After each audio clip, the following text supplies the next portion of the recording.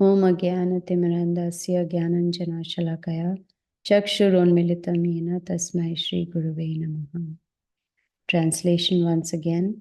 Unless a gross materialist develops a sense of loving service unto the Supreme Lord, the seer of both the transcendental and material worlds, he should remember or meditate upon the universal form of the Lord at the end of his prescribed duties. So many points given by Srila Prabhupada in this purport. We can speak on this purport itself for many days, but we only have a few minutes. So this chapter is entitled The Lord in the Heart. And this chapter is going to give us knowledge about how to realize that the Supreme Lord, Sri Krishna, is situated in the heart of all living entities as a super soul, or we call Paramatma. We've learned about this in the Bhagavad Gita, and here again we are getting the same knowledge. So this verse is talking about the materialists, the impersonalists, and also the devotees. So unless the materialist starts or begins loving devotional service to the Supreme Lord, the materialist should meditate or remember the universal form of the Lord. Because by meditating on the Virat Roop, Srila Prabhupada says one will gradually start re-establishing the relationship with the Lord. Re-establish means we had that relationship in the past, but now we've forgotten. And so it's important to re-establish. Haven't we seen that in our lives where we've had some friends, but then we lost touch with them? We, probably don't have any more relationship with them. But then one day we realize, oh, I need to reestablish my relationship with that friend because I really like that friend. But now that is on the material platform. On the spiritual platform, it behooves us to reestablish our relationship with the Supreme Lord because He is our Supreme Father. He's the one who lives with us all the time in the form of Super Soul. He travels with us from one body to another. Does not give up on us, even though we're not interested in looking at Him or hearing Him or taking His guidance, but He travels with us in all different forms that we take. Now, this verse is talking about Krishna or the Supreme Lord being the seer, the one who sees. He's the seer of all the worlds, whether it is material or spiritual. And he's also, as Prabhupada says, beneficiary and the enjoyer of all the worlds. Nice references given in the purport about the verse from Bhagavad Gita, chapter 5, verse 29, the very last verse. Bhoktaram yagna tapasam sarvaloka maheshwara. Sarvaloka means he is the Maha Ishvara, the Supreme Lord of all planets, all demigods, all living entities, everybody. And he is Suhridam. He's our best friend. He's our well-wisher. He is there to guide us. He's our beneficiary. But important point to remember is that he is the enjoyer. We are not the enjoyers. Unfortunately, most people believe that they are the enjoyers and they want to enjoy everything that they see or hear or feel or touch or whatever it may be. So it's important to understand. See, Bhagavad Gita is the basic knowledge that we can first take on, where we'll understand who we really are, that we are not this body, but the spirit soul. Now one may say, oh, I've heard that so many times before. Yes, we've heard it, but have you realized it? Just hearing is not sufficient. Putting it into practice is important. See, knowledge plus practice will become wisdom. That's how we'll become wise. So if we understand who we are, what is the position of the Supreme Lord? Who is He? What is that spiritual world? Why should we go to that spiritual world? If we have all these questions, then we look for answers. Like Srila Prabhupada mentions in the purport, that the material world is actually of Krishna's external potency, and the spiritual world is internal potency. And who are we? Marginal potency, which means we have the free will or choice to either go up or go down. Do we want to go to the spiritual world or come back into this material world? That's why we are called marginal potency. We are on the margin. We are on in between, up and down, spiritual and material world. So those who use their intelligence, they make the right choice that no, I'm going to make use of my free will and go back to the spiritual world. Like Prabhupada says, go back to Godhead. That's where we belong. And by experience, we can tell that this material world is not fit for us. We are never really happy. Even if we are happy, it's very for a short time. It's temporary happiness. It's there today, not there tomorrow. So from experience also, we understand that material world is dukhalayam. It is a place of misery, where even Prabhupada says in the purport that there are threefold miseries in this material world. And we are, you can say fish out of the water. That's why we are unhappy. The fish is happy only in the water because that's its constitutional position. Our constitutional position is in the spiritual world, and that is why we are unhappy, because we are out of the spiritual world. We are not in the spiritual world. Now, why should we be happy only in the spiritual world? Because, as Srila Prabhupada says in the purport, Mamai Vamsha Jiva Loke Jiva Bhuta Sanatana, that we are amshas, we are parts of the Supreme Lord, and because we are His parts, we are spiritual, and that is why our position is in the spiritual world. Here in this material world, as soon as we enter, we become conditioned.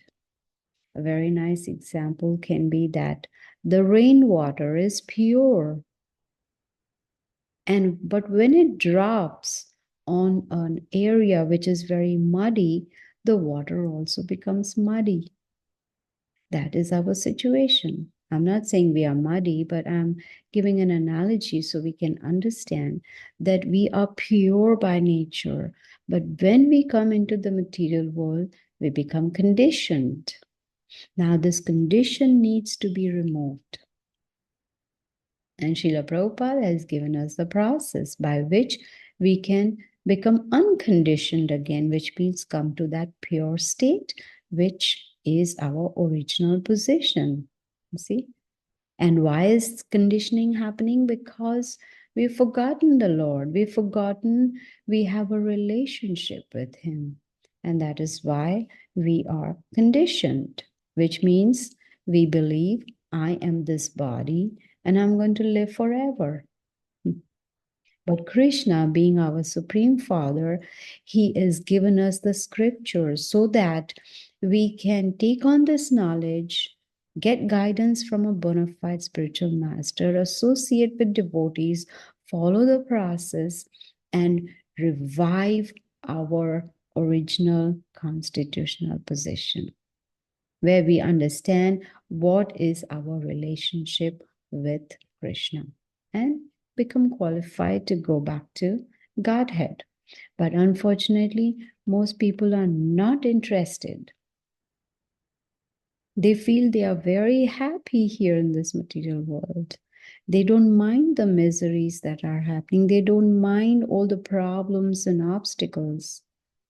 They don't want to go to a place where there's permanent happiness. What can be done? Nothing. We make the choice. And based on our choices, we have to face the consequences. Going through these 7 miseries over and over and over again. But those who are intelligent, they take up this process of Krishna consciousness and end the cycle of misery.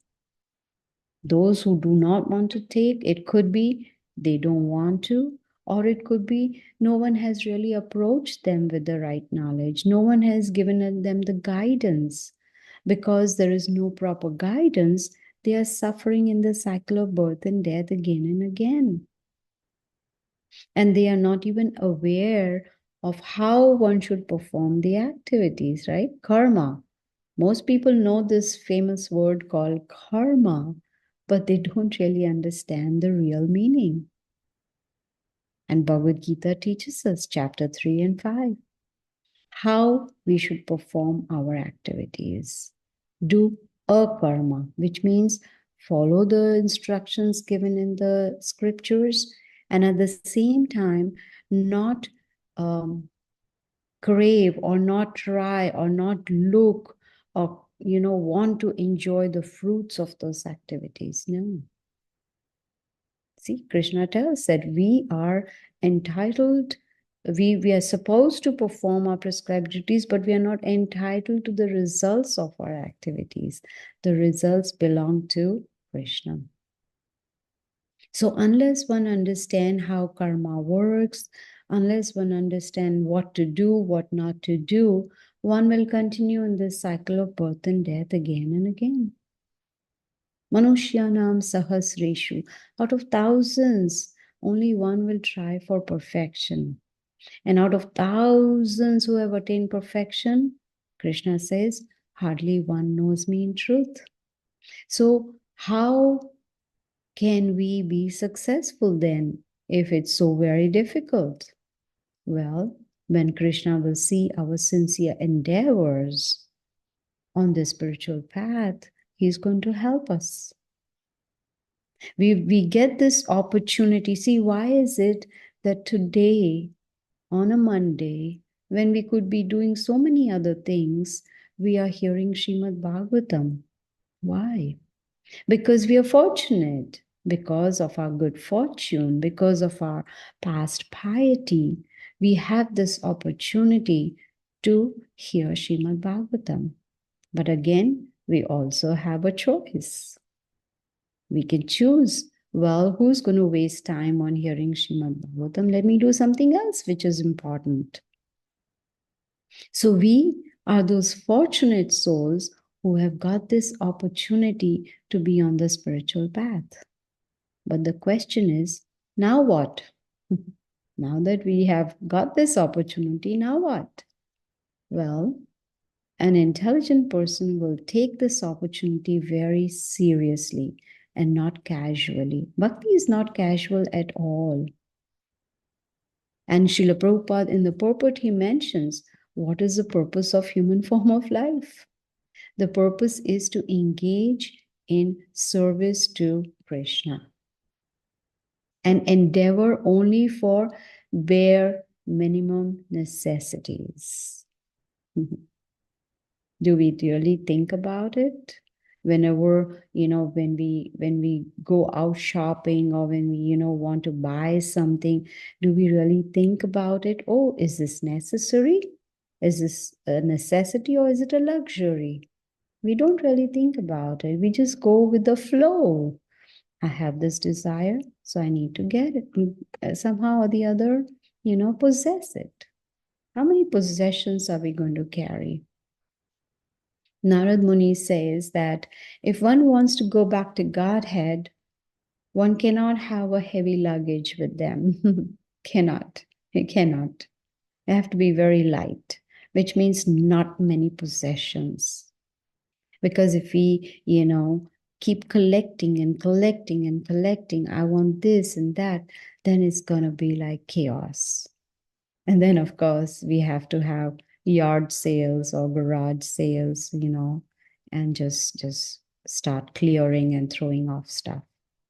Why did we collect it in the first place? So Prabhupada says in the purport that we should endeavor only for bare minimum necessities. And that will be possible when we understand the process given to us by Srila Prabhupada. Simple living, high thinking. If we fix our intelligence on Krishna, then we will not go after unwanted things. You know, a good idea like they say, excuse me, spring cleaning. Have you heard about that? Spring cleaning. What is it? Open your closets and you see all those things falling out of the closets because it's dumped with so many things. Spring cleaning, which means we start clearing, we start looking at all the stuff that we have collected over the past few years. Are they necessary? If not, throw them out. Give it to someone who needs it. That is spring cleaning. How about spring cleaning ourselves? Not just the house or the closets, our own selves. Think about what are the things which are there in my heart? Lust, anger, greed, pride, envy, illusion, whatever it may be, in whatever degree it may be. How about cleaning that out, removing all that out? Let me start thinking, oh, yes, I do have all these things, unwanted things in my heart. Let me start removing them one by one. How? Attentive chanting. That's the only solution. Excuse me.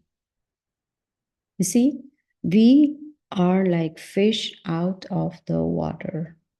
Just like the original home of the fish is the water, our original home is the spiritual world. And our original position and eternal position is to serve the Supreme Lord. And attentive chanting is the best way to serve the Lord. That will be so pleasing to the Lord that here is my child who is endeavoring to remember me. It's not that the Supreme Lord gets any benefit out of it. We get the benefit. With all those sound vibrations, we get the benefit of purifying our hearts. You see? So here this verse is talking about those who do not want to perform devotional service, loving devotional service. They should meditate on the Virat Rupa, which is actually the impersonal feature of the Supreme Lord. In the Bhagavad Gita, Srila Prabhupada has explained in his purports also about the three stages. Brahman, Paramatma, and Bhagwan. These are the three stages of realization. We are the ones who we choose. Which one do we want? Do we want to stay on the lowest platform, the middle one, or the highest platform? Now, what is the purpose of materialists meditating on the universal form of the Lord? Srila Prabhupada says gradually that will bring them to the path of devotional service. And when they come to the path of devotional service, they'll be able to re-establish their relationship with Krishna. Gradually, they will understand, like Srila Prabhupada mentions in the purport, that gradually they'll understand, the planets, the seas, the rivers, the mountains, the birds, the beasts, the human beings, the demigods. You see, they will understand that all these are parts of Supreme Lord's universal form, which is called the Virat Rupa. What did Arjuna do in Bhagavad Gita? We have heard. When he was on the battlefield of Kurukshetra, he also wanted to see the universal form. And Krishna showed him the universal form. And what did Arjuna see in there? Everybody and everything inside that universal form. And that's what we learned even before Arjuna saw the universal form. In chapter number 10, Krishna says, Aham sarvasya prabhavo mataha sarvam pravarti iti matva bhajantim. That Krishna says everything emanates from me. All the planets, all the demigods, all the living entities, everybody emanates from me, which means Krishna is the Supreme Personality of Godhead. So when these materialists will start meditating on this Virat Roop, such meditation, Prabhupada says, will lead to godly qualities. Godly qualities. Otherwise, person will remain covered up with misconceptions. And the biggest misconception one can think of is, I am not going to die and I am this body. Such misconceptions cannot be removed until and unless one meditates, one chants, one performs devotional service to Krishna. Until and unless we perform devotional service, we will not be able to realize, not just hear, but realize who we are. We will not be able to just hear, but realize what is our relationship with Krishna. That will not be possible. You see? We will not be able to understand what is our constitutional position. Now, the question is, how do we understand all that? It's very simple. Srila Prabhupada has given us the knowledge in his purports, whether it is Bhagavad Gita, Srimad Bhagavatam, Sri Chaitanya Charitamrita, all the small books that he has written. He has given us the knowledge. So knowledge is the key. Knowledge can help us to live in this human body like a human being and not like an animal. What do the animals do? Eat, sleep, mate, and defend. What do generally the human beings do? Eat, sleep, mate, and defend. Then what is the use of having the philosophical intelligence? Because intelligence is given to us so that we can take on knowledge, contemplate on it, and practice it, put it into practice. Simple process. There's no complication. There is nothing that we cannot do. Srila Prabhupada did not ask us, go meditate, go to the Himalayas, give up your families, and just go and live in the mountains and just meditate for as long as you live. No. He didn't say, come on, go on performing fire sacrifices every day. No.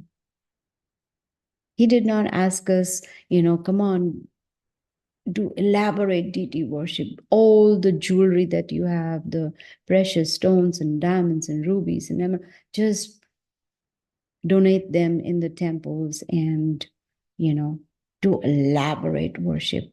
Make chappan bhog every day. He didn't do all that. All he did was, he said, in Kali Yuga kalau tad hari kirtana. In Kali Yuga, the simple and easiest process for self-realization is chanting the holy names of the Lord. Hare Krishna, Krishna Krishna, Hare Hare, Hare Ram, Ram Ram, Hare Hare. Like Prabhupada says, what is the difficulty? Where is the difficulty? The difficulty is in our making those wrong choices. We are not taking this opportunity very seriously. We are just casual about it. Oh yes, I've come to Bhakti, that's good. I have access to Srila Prabhupada's books, that's good. I have association of devotees, that's good. But now what? You need to endeavor to progress on the spiritual path. Krishna is in the heart as a super soul, right? The name of this chapter is entitled The Lord in the Heart. So when the Lord is there with us every day, every moment of our lives, why not render service unto Him? He is the ultimate goal of our life. And by worshiping Him, we will be able to break the cycle of birth and death. As the verse says, Krishna, He is the seer, which means one who can see. one who sees. He's the seer of both material and spiritual worlds. So important to understand what is his position. He is the supreme personality of Godhead. We've heard from scriptures, Ishvara Parama Krishna, Satchidananda Vigraha. Ishvara Parama, Parama Ishvara, which means he's the Lord of the Lords. He's the Lord of even the demigods. That's his position. Ete chansa kalapumsa Krishnastu Bhagavan Swayam. Krishna, you yourself are the Supreme Personality of Godhead. And Parashar Muni, he just doesn't call Krishna as the Supreme Lord. He gives the qualifications. Ashwarasya Samagrasya Virasya Yashasya. He gives the 6 opulences. If anyone who has these 6 opulences in full is considered to be Bhagavan. Bhaga means opulences, Van means possessor of these opulences. And Krishna has all these 6 opulences, right? Beauty, strength, wealth, knowledge, fame, renunciation, everything he has in full. And as mentioned even in the Bhagavad Gita, he's the Bhoktaram. Right? He's the enjoyer, he's the controller, he's our best friend, he's situated in the heart, guiding us as the super soul. He's ready to sanction our desires, but the choice is again ours. What kind of desires do we want to fulfill? You see, it is said a person gets almost 22,000 desires a day. Can we stop desiring? No. Can we become desireless? No. But there is one solution. We can dovetail our desires. But then we got to be very careful because the mind is very intelligent. The mind may convince us that this desire, which may or may not be Krishna conscious, which we may or may not be able to dovetail, but the mind will say, oh yes, sure, we can dovetail it in Krishna's service. So got to be very careful. This choice that has been given to us, the free will, the minute independence given to us is very valuable. How are we going to use it is dependent on us. So if we are intelligent, if we have, sharpened our intelligence with sword of knowledge, then the choices are going to be the right ones. But we still need bona fide knowledge and bona fide guru to help us, to guide us, to show us the way. And if we associate with advanced devotees, we will learn from them. They will be, you can say, a source of inspiration for us or a source of motivation for us. And how do we associate with advanced devotees? We got to look for them. They're not going to come running to us and say, hey, here I am. You want to associate? Here I am. No, got to look for them. Need to make that effort to associate with advanced devotees. Have a strong morning program. Chant attentively. Chanting is our only hope. Chanting is the only way we can break the cycle of birth and death and go back to Godhead. How should we chant? It should be loud enough and it should be very clear. Hare Krishna, Krishna Krishna, Hare Hare, Hare Ram, Ram Ram, Hare. Very, very clearly. Should be loud enough so we can hear. Just whispering it is not going to really help us. Those sound vibrations need to go in our ears. Most of the time we become so careless and not paying attention to how we are chanting. We just want to finish our rounds somehow or the other, so we don't really pay attention to see, am I chanting loud enough? Am I able to hear what I'm chanting? Or am I just making some whistling sounds? Very, very important to concentrate on hearing the sound vibrations. And when Krishna will see our sincere endeavors, he is going to help us. then we'll be successful. But we need to make that choice to become sincere and serious on the spiritual path, right? Otherwise, we'll stay conditioned in this material world. And if we stay conditioned in this material world, which means we'll come back into this material world. So the path of Bhakti Yoga is not casual. We need to perform some austerities, not some, many austerities. Like the Bhagavad Gita teaches us in chapter 17 of austerity of the body. Like today is Ekadashi, the day of Lord Hari. What do we do on Ekadashi? We perform austerity. That's austerity for the body. We don't just eat anything, everything. We try to fast, right? So that's austerity of the body. Another austerity of the body is to keep it clean, to worship the Supreme Lord, the Brahmanas, the spiritual master, the superiors, lead a simple life, celibacy. And finally, austerity of body is non-violence. Now, non-violence doesn't mean that we are not hurting anybody or, we are not picking up weapons. No. Non-violence also means that we should preach. If we are not preaching, that means we are actually performing violence because we're not helping other living entities to break the cycle of birth and death. What's the austerity of the speech? To be honest, to be truthful, to speak in a very pleasing way. The words have to be very pleasing. They have to be beneficial for the other person. It should not agitate the other person. This is the austerity of speech. And of course, recite the Vedic scriptures. What's the austerity of the mind? Satisfaction. Be happy with what we have. Stop complaining. I don't have this. My situation is like that. I have this problem. No, just be satisfied. Be grave. Perform, control the senses, self-control and purification. See? And all these austerities will be possible when we start chanting attentively. Now, to chant attentively, there has to be some planning, right? We need to see what is the place where I'm going to chant. Is it kind of undisturbing, like there's going to be no disturbance? What time am I going to chant? Is it early in the morning? What is the mood? So we have to be serious about chanting. If we are, then we will make this planning, do this planning, and at the same time avoid the 10 offenses towards chanting the holy names of the Lord.